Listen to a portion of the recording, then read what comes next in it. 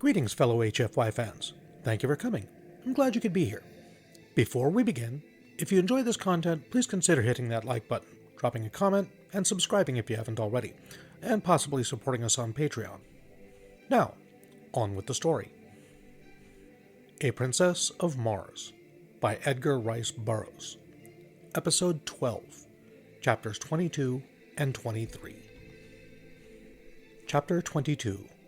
I Find Dejah. The major domo to whom I'd reported had been given instructions to station me near the person of the Jedak, who, in time of war, is always in great danger of assassination, as the rule that all is fair in war seems to constitute the entire ethics of Martian conflict. He therefore escorted me immediately to the apartment in which Thankosis then was. The ruler was engaged in conversation with his son, Sabthan, and several courtiers of his household, and did not perceive my entrance. The walls of the apartment were completely hung with splendid tapestries, which hid any windows or doors which may have pierced them. The room was lighted by imprisoned rays of sunshine, held between the ceiling proper and what appeared to be a ground-glass false ceiling a few inches below. My guide drew aside one of the tapestries, disclosing a passage which encircled the room, between the hangings of the walls of the chamber. Within this passage I was to remain, he said, so long as Thankosis was in the apartment. When he left, I was to follow. My only duty was to guard the ruler and keep out of sight as much as possible. I would be relieved after a period of 4 hours. The major domo then left me. The tapestries were of a strange weaving which gave the appearance of heavy solidity from one side, but from my hiding place I could perceive all that took place within the room as readily as though there had been no curtain intervening. Scarcely had I gained my post than the tapestry at the opposite end of the chamber separated, and 4 soldiers of the guard entered, surrounding a female figure. As they approached Thankosis, the soldiers fell to either side, and there, standing before the Jedak, and not 10 feet from me, her beautiful face radiant with smiles, was Dejah Thoris. Sabthan, Prince of Zodanga, advanced to meet her, and hand in hand they approached close to the Jedak. Thankosis looked up in surprise, and rising, saluted her. To what strange freak do I owe this visit from the Princess of Helium, who, 2 days ago, with rare consideration for my pride, assured me that she would prefer Tal Hodges, the green Thark, to my son? Dejah Thoris only smiled the more, and with her roguish dimples playing at the corners of her mouth, she made answer. From the beginning of time upon Barsoom, it has been the prerogative of woman to change her mind as she listed, and to dissemble in matters concerning her heart. That you will forgive, Thankosis, as has your son.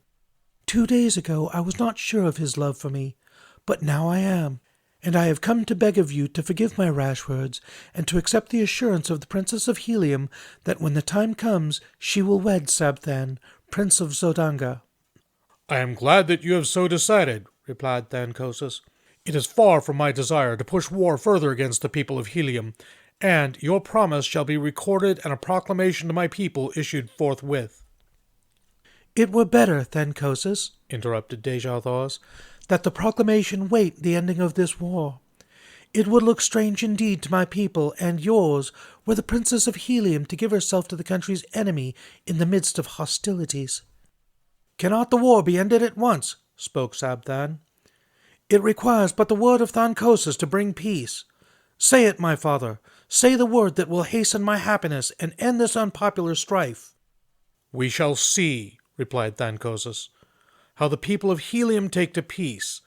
I shall at least offer it to them. Dejah Thoris, after a few words, turned and left the apartment, still followed by her guards. Thus was the edifice of my brief dream of happiness dashed, broken to the ground of reality.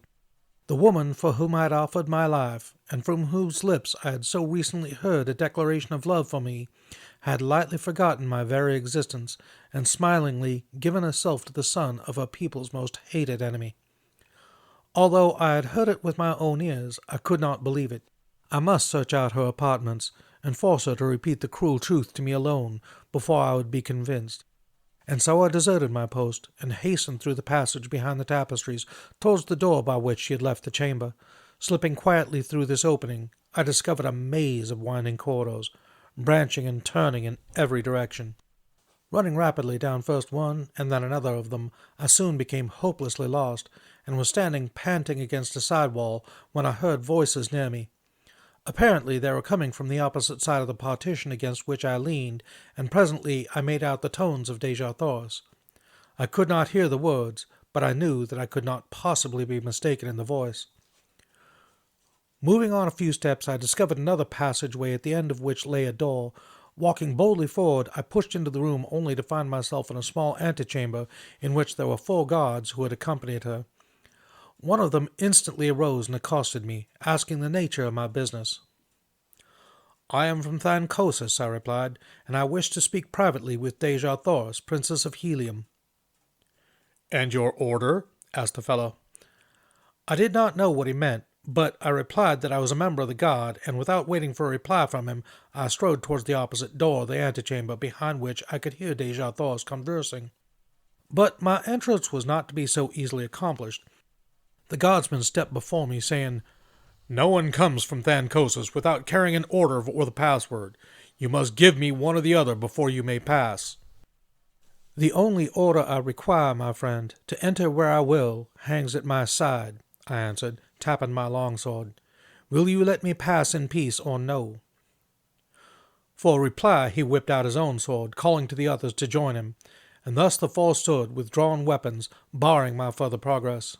"You are not here by the order of Thancosis," cried the one who had first addressed me, "and not only shall you not enter the apartments of the Princess of Helium, but you shall go back to Thancosis under guard to explain this unwarranted temerity.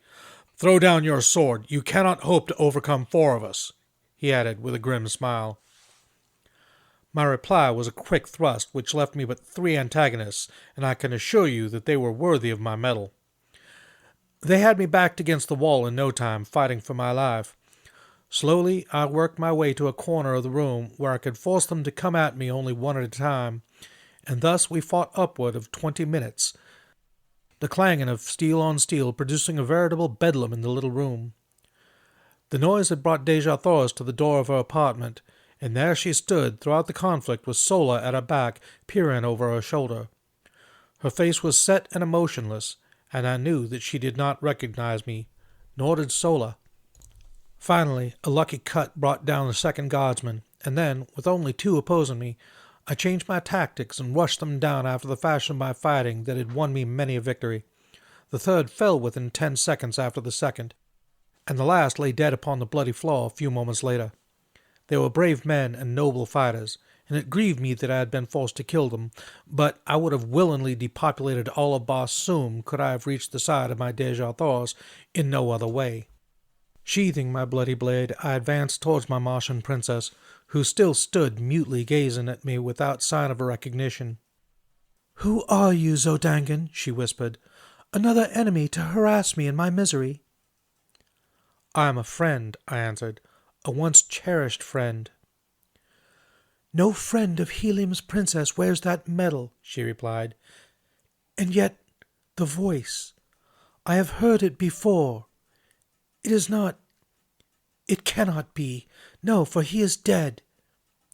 "It is, though, my princess, none other than John Carter," I said. "Do you not recognize, even through paint and strange metal, the heart of your chieftain?"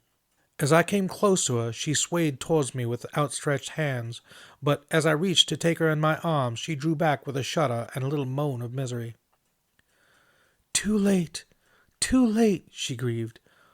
"Oh, my chieftain that was, and whom I thought dead, had you but returned me one little hour before.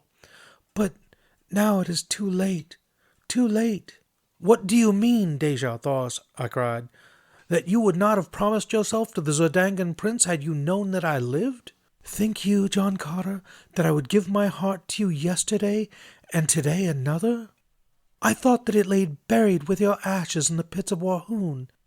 And so today I have promised my body to another to save my people from the curse of a victorious Zodangan army." "But I am not dead, my princess. I have come to claim you, and all Zodanga cannot prevent it." "It is too late, John Carter. My promise is given, and on Barsoom that is final. The ceremonies which follow later are but meaningless formalities. They make the fact of marriage no more certain than does the funeral cortege of a Jeddak again place the seal of death upon him. I am as good as married, John Carter. No longer may you call me your princess. No longer are you my chieftain. I know but little of your customs upon Barsoom, Dejah Thoris, but I do know that I love you. And if you meant the last words you spoke to me that day as the hordes of Warhoon were charging down upon us, no other man shall ever claim you as his bride. You meant them, my princess, and you mean them still. Say that it is true. I meant them, John Carter, she whispered. I cannot repeat them now, for I have given myself to another. Ah, if only you had known our ways, my friend, she continued, half to herself. The promise would have been yours long months ago, and you could have claimed me before all others. It might have meant the fall of Helium, but I would have given my empire for my Tharkian chief. Then aloud she said, Do you remember the night when you offended me? You called me your princess without having asked my hand of me, and then you boasted that you had fought for me. You did not know, and I should not have been offended. I see that now, but there was no one to tell you what I could not, that upon Barsoom there are two kinds of women in the cities of the Red Men. The one they fight for that they may ask them in marriage. The other kind they fight for also, but never ask for their hands. When a man has won a woman, he may address her as his princess, or in any of the several terms which signify possession. You had fought for me, but had never asked me in marriage. And so when you called me your princess, you see, she faltered, I was hurt, but even then, John Carter, I did not repulse you, as I should have done, until you made it doubly worse by taunting me with having won me through combat. I do not need to ask your forgiveness now, Dejah Thoris, I cried. You must know that my fault was of ignorance of your Barsoomian customs. What I failed to do, through implicit belief that my petition would be presumptuous and unwelcome, I do now, Dejah Thoris. I ask you to be my wife, and by all the Virginian fighting blood that flows in my veins, you shall be. No, John Carter, it is useless, she cried hopelessly. I may never be yours while Sabthan lives. You have sealed his death warrant, my princess. Sabthan dies. Nor that either, she hastened to explain.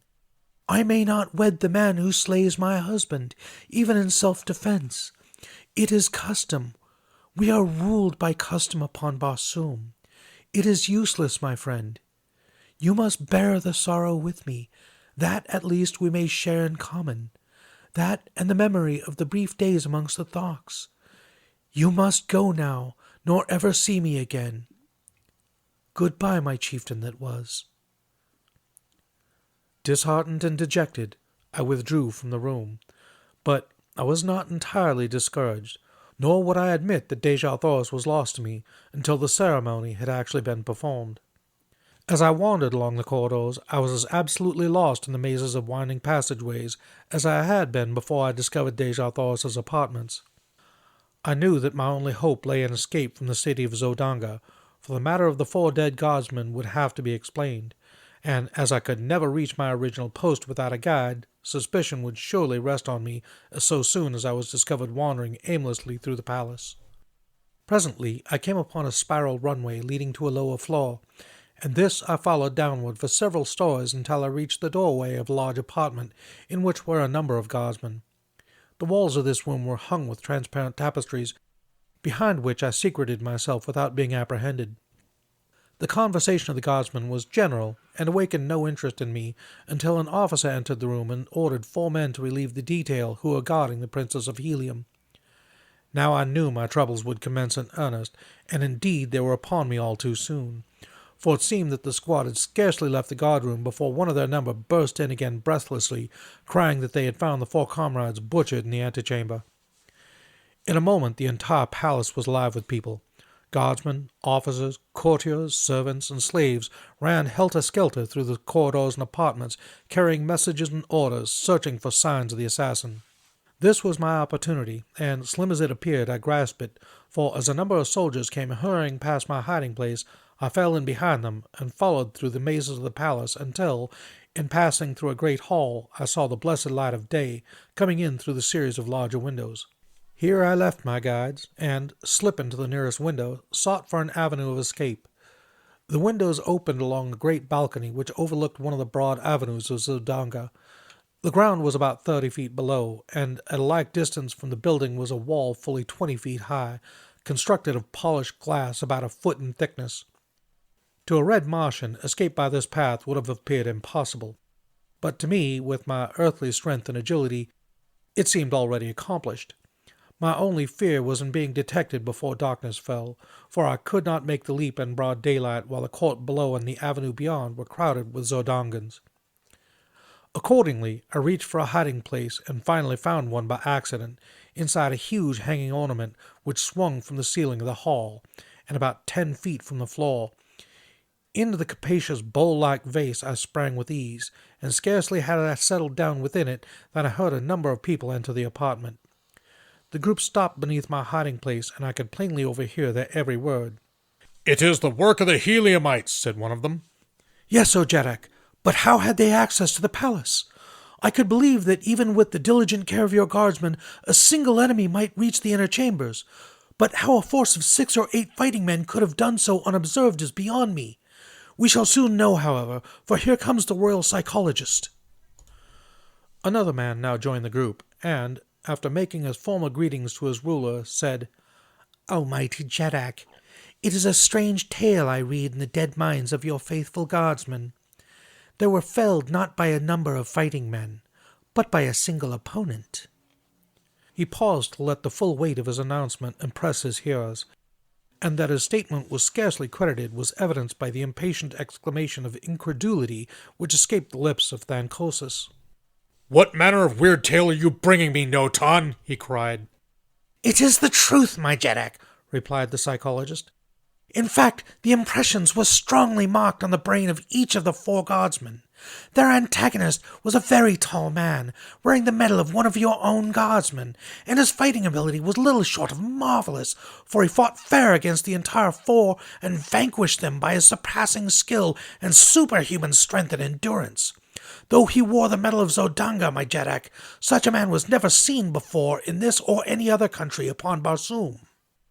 The mind of the Princess of Helium, whom I have examined and questioned, was a blank to me. She has perfect control, and I could not read one iota of it. She said that she witnessed a portion of the encounter, and that when she looked there was but one man engaged with the guardsmen, a man whom she did not recognize as having ever seen." "Where is my erstwhile savior?" spoke another of the party, and I recognized the voice of the cousin of Thankosis, whom I had rescued from the Green Warriors. "By the medal of my first ancestor," he went on, "but the description fits him to a perfection, especially as to his fighting ability." "Where is this man?" cried Thankosis. "Have him brought to me at once. What know you of him, cousin? It seems strange to me now that I think upon it, that there should have been such a fighting man in Zodanga, of whose name, even, we were ignorant before today. And his name, too, John Carter. Who ever heard of such a name upon Barsoom?" Word was soon brought that I was nowhere to be found, either in the palace or at my former quarters in the barracks of the Air Scout Squadron. Kantos Khan they had found and questioned, but he knew nothing of my whereabouts. And as to my past, he had told them he knew as little, since he had but recently met me during our captivity amongst the Mahoons. "Keep your eyes on this other one," commanded Thankosis. "He is also a stranger, and likely as not they both hail from Helium. And where one is, we shall sooner or later find the other. Quadruple the air patrol, and let every man who leaves the city by air or ground be subject to the closest scrutiny." Another messenger now entered with word that I was still within the palace walls. "The likeness of every person who has entered or left the palace grounds today has been carefully examined," concluded the fellow, "and not one approaches the likeness of this new padwar of the grounds, other than that which was recorded of him at the time he entered." "Then we shall have him shortly," commented Thankosis contentedly. "And in the meantime, we will repair to the apartments of the Princess of Helium and question her in regard to the affair. She may know more than she cared to divulge to you, Notan. Come."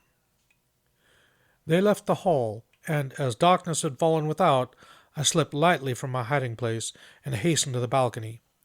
Few were in sight, and choosing a moment when none seemed near, I sprang quickly to the top of the glass wall, and from there to the avenue beyond the palace grounds. Chapter 23. Lost in the Sky. Without effort at concealment, I hastened to the vicinity of our quarters, where I felt sure that I would find Kantos Khan. As I neared the building, I became even more careful, as I judged, and rightly, that the place would be guarded. Several men in civilian metal loitered near the front entrance, and in the rear were others. My only means of reaching, unseen, the upper story, where our apartments were situated, was through an adjoining building, and after considerable maneuvering, I managed to attain the roof of a shop several doors away. Leaping from roof to roof, I soon reached an open window in the building where I'd hoped to find the Heliumite, and in another moment I stood in the room before him. He was alone and showed no surprise in my coming, saying that he had expected me much earlier, as my tour of duty must have ended some time since. I saw that he knew nothing of the events of the day at the palace, and when I had enlightened him he was all excited. The news that Dejah Thoris had promised our hand to Sabthan filled him with dismay. "It cannot be," he explained. "It is impossible. Why, no man in all Helium would but prefer death to the selling of our beloved princess to the ruling house of Zodanga. She must have lost her mind to have assented to such atrocious bargain. You, who do not know how we of Helium love the members of our ruling house, cannot appreciate the horror with which I contemplate such an unholy alliance." "What can be done, John Carter?" he continued. "You are a resourceful man. Can you not think of some way to save Helium from this disgrace?" "If I can come within sword's reach of Sabthan," I answered, "I can solve the difficulty insofar as Helium is concerned. But for personal reasons, I would prefer that another struck the blow that frees Dejah Thoris." Kantos Khan eyed me narrowly before he spoke. "You love her," he said. "Does she know it?" "She knows it, Kantos Khan, and repulses me only because she has promised to Sabthan." The splendid fellow then sprang to his feet, grasping me by the shoulder, raised his sword on high, exclaiming, "And had the choice been left to me, I could not have chosen a more fitting mate for the first princess of Barsoom. Here is my hand upon your shoulder, John Carter, and my word that Sabthan shall go out at the point of my sword for the sake of my love for Helium, for Dejah Thoris, and for you. This very night I shall try to reach his quarters in the palace." "How?" I asked. "You are strongly guarded, and a quadruple force patrols the sky." He bent his head in thought for a moment, then raised it with an air of confidence. "I need only pass these guards, and I can do it," he said at last. "I know a secret entrance to the palace through the pinnacle of the highest tower. I fell upon it by chance one day as I was passing above the palace on patrol duty. In this work it is required that we investigate any unusual occurrence we may witness, and a face peering from the pinnacle of the high tower of the palace was, to me, most unusual. I therefore drew near and discovered that the possessor of the peering face was none other than Sabthan. He was slightly put out at being detected and commanded me to keep the matter to myself, explaining that the passage from the tower led directly to his apartments, and was known only to him. If I can reach the roof of the barracks and get my machine, I can be in Sabthan's quarters in 5 minutes. But how am I to escape from this building, guarded as you say it is?" "How well are the machine sheds at the barracks guarded?" I asked. "There is usually but one man on duty there at night upon the roof." "Go to the roof of this building, Kantos Khan, and wait there for me." Without stopping to explain my plans, I retraced my way to the street and hastened to the barracks. I did not dare enter the building, filled as it was with members of the Air Scout Squadron, who, in common with all Zodanga, were on lookout for me. The building was an enormous one, rearing its lofty head fully 1,000 feet into the air. But few buildings in Zodanga were higher than those barracks, though several topped it by a few hundred feet. The docks of the great battleships of the line were standing some 1,500 feet from the ground, while the freight and passenger stations of the merchant squadrons rose nearly as high. It was a long climb up the face of the building, and one fraught with much danger, but there was no other way, and so I essayed the task. The fact that Barsoomian architecture is extremely ornate made the feat much simpler than I had anticipated, since I found ornamental ledges and projections which fairly formed a perfect ladder for me all the way up the eaves of the building. Here I met my first real obstacle. The eaves projected nearly 20 feet from the wall to which I clung, and though I encircled the great building, I could find no opening in them. The top floor was alight and filled with soldiers engaged in the pastimes of their kind. I could not, therefore, reach the roof through the building. There was one slight, desperate chance, and that I decided I must take. It was for Dejah Thoris, and no man has lived who would not risk 1,000 deaths for such as she. Clinging to the wall with my feet in one hand, I unloosened one of the long leather straps of my trappings, at the end of which dangled a great hook by which the air sailors are hung to the sides and bottoms of their craft for various purposes of repair, and by means of which landing parties are lowered to the ground from the battleships. I swung this hook cautiously to the roof several times before it finally found lodgment. Gently I pulled on it to strengthen its hold, but whether it would bear the weight of my body I did not know. It might be barely caught upon the very outer verge of the roof, so that as my body swung out to the end of the strap it would slip off and launch me to the pavement 1,000 feet below. An instant I hesitated, and then, releasing my grasp upon the supporting ornament, I swung out into space at the end of the strap. Far below me lay the brilliantly lighted streets and hard pavements, and death. There was a little jerk at the top of the supporting eaves, and a nasty slipping, grating sound which turned me cold with apprehension. Then the hook caught, and I was safe.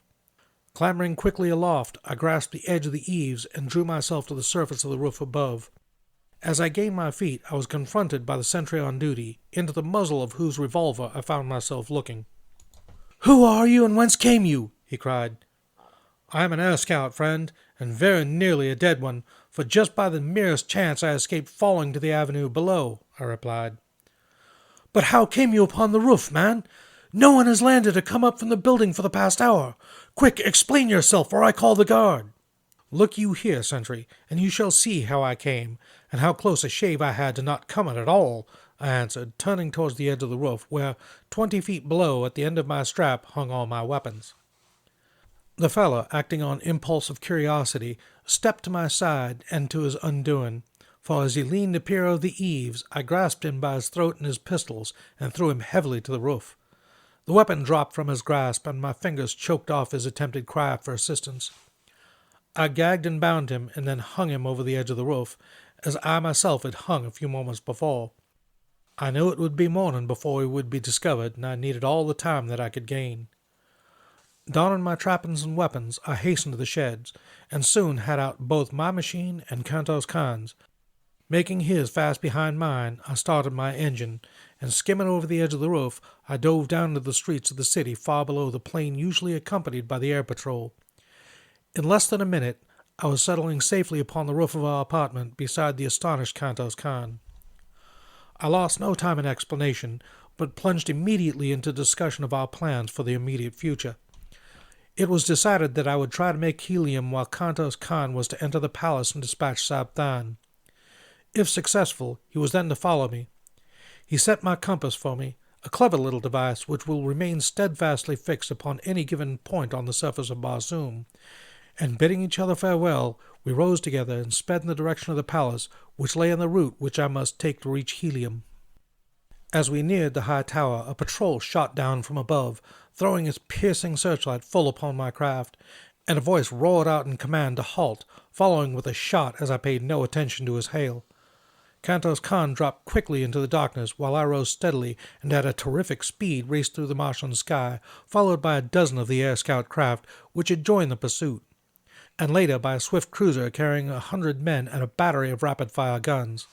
By twisting and turning my little machine, now rising and now falling, I managed to elude their searchlights most of the time, but I was also losing ground by these tactics, and so I decided to hazard everything on a straightaway course and leave the result to fate and the speed of my machine. Kantos Khan had shown me a trick of gearing, which is known only to the Navy of Helium, that greatly increased the speed of our machines, so that I felt sure I could distance my pursuers if I could dodge their projectiles for a few moments.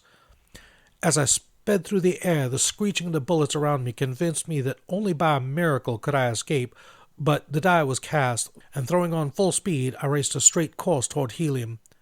Gradually I left my pursuers further and further behind, and I was just congratulating myself on my lucky escape when a well-directed shot from the cruiser exploded at the prow of my little craft. The concussion nearly capsized her, and with a sickening plunge she hurtled downward through the dark night. How far I fell before I regained control of the plane I do not know, but I must have been very close to the ground when I started to rise again, as I plainly heard the squealing of animals below me. Rising again, I scanned the heavens for my pursuers, and finally making out their lights far behind me, saw that they were landing, evidently in search of me. Not until their lights were no longer discernible did I venture to flash my little lamp upon my compass, and then I found to my consternation that a fragment of the projectile had utterly destroyed my only guide, as well as my speedometer. It was true that I could follow the stars in the general direction of Helium, but without knowing the exact location of the city or the speed at which I was traveling, my chances of finding it were slim. Helium lies 1,000 miles southwest of Zodanga, and with my compass intact, I should have made the trip, barring accidents, between 4 and 5 hours. As it turned out, however, morning found me speeding over a vast expanse of dead sea bottom after nearly 6 hours of continuous flight at high speed. Presently, a great city showed below me, but it was not Helium, as that alone of all Bosumian metropolises consisted in 2 immense circular walled cities about 75 miles apart, and would have been easily distinguishable from the altitude at which I was flying. Believing that I had come too far to the north and west, I turned back in a southeasterly direction, passing during the forenoon several of the other large cities, but none resembling the description which Kantos Khan had given me of Helium. In addition to the twin city formation of Helium, another distinguishing feature is the 2 immense towers, one of vivid scarlet rising nearly a mile into the air from the center of one of the cities, while the other of bright yellow and of the same height marks her sister. Good morning, good afternoon, or good evening. I am the Casual Death Worlder, your host, and this has been A Princess of Mars, Chapters 22 and 23. I hope you enjoyed listening to it as much as I enjoyed bringing it to you. If you did, please consider dropping a like, subscribe, and perhaps commenting down below. As always, a huge shout out to my buddy Graygor. Thank you very much, buddy. I could not do this without you. My Patreon is now up and running. The link is in the video description and at the top of the main page on YouTube. Please take a moment to stop by and check it out, and if you like, please consider supporting me there. Or, more correctly, please consider supporting my editor. He seriously deserves to get paid for his work. So please, if you can, throw a couple of dollars our way and support us. Okay, yeah, about had a little heart attack back there. Got the first part, chapter 22 recorded, and had to pause and unplug everything so that I could look up a voice that was coming up. And when I went to go hit another recording, instead of hitting the recording, I accidentally brought up another instance of Audacity, my voice program. And when I went to close that, I thought I accidentally closed without saving the recording that I'd just done. That took almost an hour, and I thought I'd just lost the entire thing and was going to have to redo it again from scratch. Ugh, that was a nightmare. But, yeah, unfortunately, these things happen. It wouldn't be the first time that's happened, unfortunately. Okay. What do y'all think so far? We're, I think, a little over halfway into the story. You enjoying it? Let me know. All right. And for today's question, what do you think would be a good story for me to take up after Princess of Mars is done? Should I continue with the series or move on to something else? Leave your answers in the comments down below. In the meantime, be safe, be well. I love you all. Bye-bye.